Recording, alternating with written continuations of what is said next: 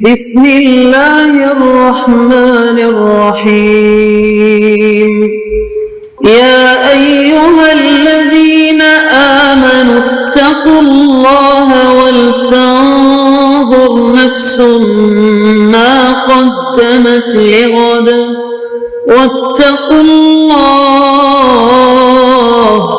ان اللہ خبیر بما تعملون۔ اے ایمان والو، اللہ سے ڈرتے رہو اور ہر شخص کو دیکھنا چاہیے کہ اس نے کل یعنی آخرت کے لیے کیا سامان بھیجا ہے، اور ہم پھر کہتے ہیں کہ اللہ سے ڈرتے رہو، بے شک اللہ تمہارے سب اعمال سے خبردار ہے۔ بسم اللہ الرحمن الرحیم، الحمد للہ رب العالمین، والصلاة والسلام على اشرف الانبیاء والمرسلین وعلى آلہ واصحابہ اجمعین ومن تبعہم بإحسان الى یوم الدین۔ قابل صد احترام حضرات شائقین و شائقات سچا پیغام، السلام علیکم ورحمۃ اللہ وبرکاتہ۔ آج کی محفل میراث النبی کے نورانی پروگرام میں آپ کا استقبال ہے۔ اہلا و سہلا مرحبا۔ ہم آپ تمام حضرات و مستورات کا خیر مقدم کرتے ہیں۔ محترم حضرات و خواتین، تعلیم کا آغاز ہو رہا ہے۔ سب سے پہلے آداب تعلیم کا لحاظ کرتے ہوئے تعلیم کی طرف متوجہ ہو جائیں۔ پورے دھیان سے سننا، عمل کی نیت سے سننا اور تبلیغ کی نیت سے سننا، یعنی سنی ہوئی باتیں دوسروں تک پہنچانے کے جذبے سے سننا۔ چند خاص آداب تعلیم ہیں، امید ہے کہ آپ حضرات ان آداب کا ضرور خیال رکھیں گے۔ جزاکم اللہ۔ بسم اللہ الرحمن الرحیم۔ ایک دن حضرت علی رضی اللہ عنہ کے پاس کھانے کو کچھ نہیں تھا۔ جب یہ بھوک کی شدت سے بےتاب ہوئے تو کچھ کام کی تلاش میں نکلے۔ ایک باغ کی بیوہ مالکن کے پاس پہنچے اور فرمایا، میں یہ غریب مزدور ہوں، کیا تم اپنا باغ سیراب کرانا چاہتی ہو؟ جو معاوضہ تم مجھے دو گی وہ میں قبول کر لوں گا۔ اس نے کہا، ہاں، مجھے اپنے باغ میں ایک پانی دینے والے کی ضرورت ہے۔ حضرت علی رضی اللہ عنہ تمام رات اس باغ کو پانی دیتے رہے۔ جب فجر کا وقت ہوا تو آپ رضی اللہ عنہ نے کام بند کر دیا۔ اس عورت نے آپ کو کچھ کھجوریں رات بھر کی اجرت کے سلسلے میں پیش کی۔ آپ رضی اللہ عنہ نے انہیں قبول کر لیا۔ بھوک کی شدت سے کلیجہ منہ کو آ رہا تھا، چاہا کہ تھوڑی کھجوریں کھا کر پانی پی لیں، لیکن فوراً یہ خیال آیا کہ رسول اکرم صلی اللہ علیہ وسلم بھی اکثر بھوکے رہتے ہیں، ایسا نہ ہو کہ آپ صلی اللہ علیہ وسلم فاقے سے ہوں اور میں اپنی بھوک کو تسکین دے دوں۔ چونکہ ان کی نظر میں اعمال کا محور شکم نہیں، پیٹ نہیں، بلکہ محبت رسول اکرم صلی اللہ علیہ وسلم تھا، اس لیے فوراً کھجوریں کھانے سے ہاتھ روک لی۔ اپنی ہر چیز کو محبوب کی راہ میں قربان کرنا ہی محبت کا مقصود زندگی ہوتا ہے، بلکہ یہ تو راہ محبت کی پہلی منزل ہے۔ غرض حضرت علی رضی اللہ عنہ کھجوروں کی پوٹلی بغل میں دبائے اور اس غرض سے مسجد نبوی کی طرف روانہ ہو گئے کہ نبی کریم صلی اللہ علیہ وسلم کے ساتھ بیٹھ کر یہ کھجوریں کھائیں گے اور اپنی بھوک کو تسلی دیں گے۔ رسول اکرم صلی اللہ علیہ وسلم ابھی حجرے مبارک سے باہر تشریف نہیں لائے تھے، اس لیے حضرت علی رضی اللہ عنہ مسجد کے ایک گوشے میں فرش خاک پر دراز ہو گئے۔ تھوڑی دیر کے بعد رسول اکرم صلی اللہ علیہ وسلم تشریف لائے تو دیکھا اللہ کا وہ شیر ننگے بدن زمین پر پڑا سو رہا ہے، مٹی جسم پر لگی ہوئی ہے۔ آپ صلی اللہ علیہ وسلم نے فرمایا، اجلس یا ابا تراب، اے مٹی کے مالک اٹھ جا۔ حضرت علی رضی اللہ عنہ نے اٹھ کر کھجوروں کا نذرانہ خدمت اقدس صلی اللہ علیہ وسلم میں پیش کر دیا۔ حضرت علی رضی اللہ عنہ نے نبی علیہ السلام کو آخری غسل دیتے وقت جو تاریخی الفاظ کہے وہ پوری امت کے جذبات کی ترجمانی کرتے ہیں۔ میرے ماں باپ آپ پر قربان، آپ صلی اللہ علیہ وسلم کی وفات سے وہ چیز جاتی رہی جو کسی دوسرے کی موت سے نہ گئی تھی، یعنی وحی کا سلسلہ ختم ہو گیا۔ جب تک آپ تھے وحی آتی رہی، جب آپ کا انتقال ہو گیا تو وحی کا سلسلہ بند ہو گیا۔ آپ صلی اللہ علیہ وسلم کی جدائی عظیم صدمہ ہے۔ اگر آپ نے صبر کا حکم نہ دیا ہوتا تو ہم آپ پر آنسو بہاتے، تاہم درد و درمان اور زخم کا علاج پھر بھی نہ ہوتا۔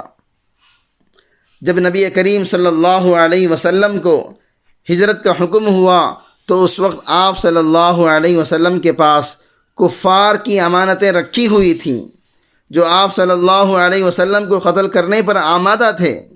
آپ صلی اللہ علیہ وسلم نے جب حضرت صدیق اکبر رضی اللہ عنہ کو لے کر مدینہ منورہ کو روانگی کا ارادہ کیا تو حضرت علی کرم اللہ وجہہ کو حکم دیا کہ وہ چادر اوڑھ کر نبی کریم صلی اللہ علیہ وسلم کے بستر پر سو جائیں۔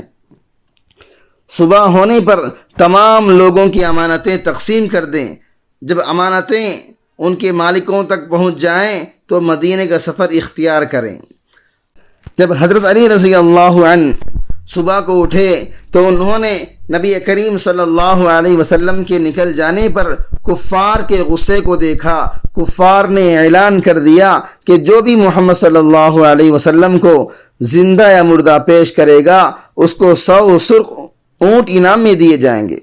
کئی لوگ آپ صلی اللہ علیہ وسلم کے تعاقب میں نکل کھڑے ہو گئے۔ قریش کا ایک بڑا قافلہ غار ثور تک جا پہنچا۔ حضرت علی رضی اللہ عنہ کلیجے پر پتھر رکھے اپنے حبیب صلی اللہ علیہ وسلم کے متعلق ان سازشوں کو دیکھ اور سن رہے تھے۔ اس سے ان کی بے چینی لمحہ بلمحہ بڑھتی جا رہی تھی۔ حضرت علی رضی اللہ عنہ نے جلدی تمام امانتیں ان کے مالکوں کو پہنچا دی اور مدینہ منورہ کی طرف روانگی کا ارادہ کیا۔ سواری کا کوئی انتظام نہیں تھا۔ محترم ناظرین کرام، اس دینی اور ایمانی بیان کو سننے کے دوران ہی اس کو لائک کر دیجئے اور شیئر بھی کر دیجئے تاکہ دوسرے بھی اس سے فائدہ اٹھا سکیں۔ اللہ آپ کو جزائے خیر عطا فرمائے۔ نہ تو وہ مدینہ روانگی کا ارادہ ظاہر کر سکتے تھے اور نہ مکے میں ان کا کوئی مخلص مددگار بچا ہوا تھا۔ ایک طرف مدینے کا 500 کلومیٹر کا دشوار گزار راستہ تھا، جن میں دشوار گزار پہاڑ ہیں، ریت کے چلتے پھرتے ٹیلے تھے جن کو اڑا کر ہوا جگہ جگہ منتقل کرتی رہتی ہے، زہر آلود گرم ہوائیں، جنگلی جانور، گرمی، پیاس، نہ جانے کتنے ایسے خدشات جو زندگی کو ایک لمحے میں ختم کر دیں۔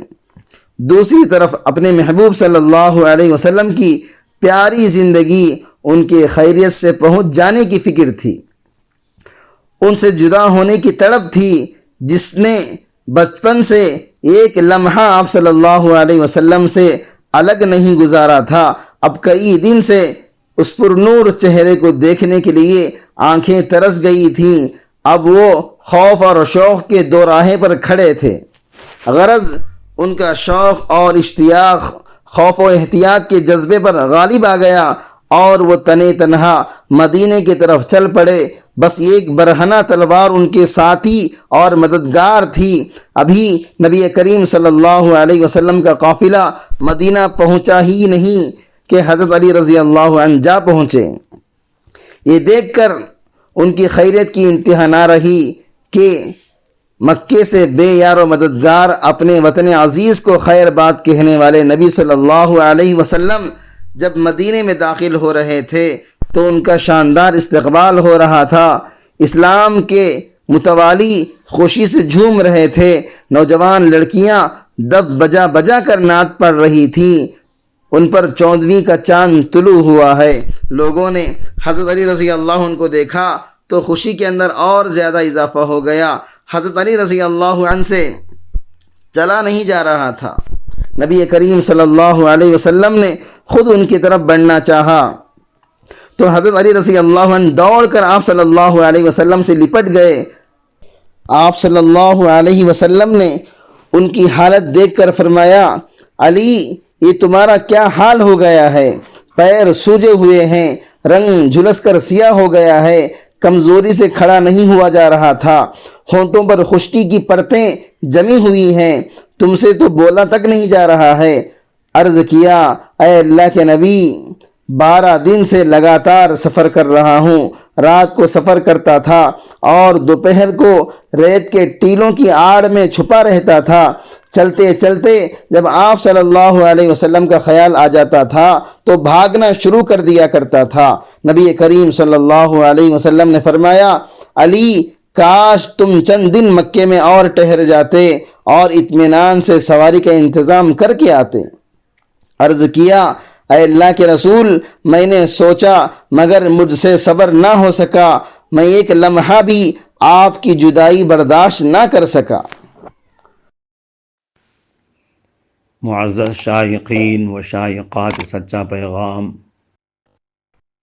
آپ کو اندازہ لگ گیا ہوگا کہ یہ مضمون کتنا اہم ہے اور کس قدر فائدہ مند ہے۔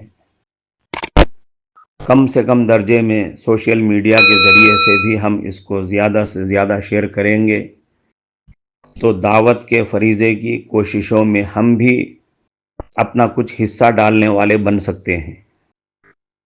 لہٰذا زیادہ سے زیادہ اس کو عام کریں تاکہ پوری دنیا کے ہندوؤں کی غلط فہمی دور ہو جائے اور انہیں یہ زمینی حقیقت معلوم ہو جائے اور وہ اپنے اصل مذہبی لیڈر پیغمبر آخر الزماں حضرت محمد الرسول اللہ صلی اللہ علیہ وسلم کو ماننے پر مجبور ہو جائیں اور کلمہ پڑھ کر آپ کے ساتھ ساتھ وہ بھی جنت میں جانے والے بن جائیں۔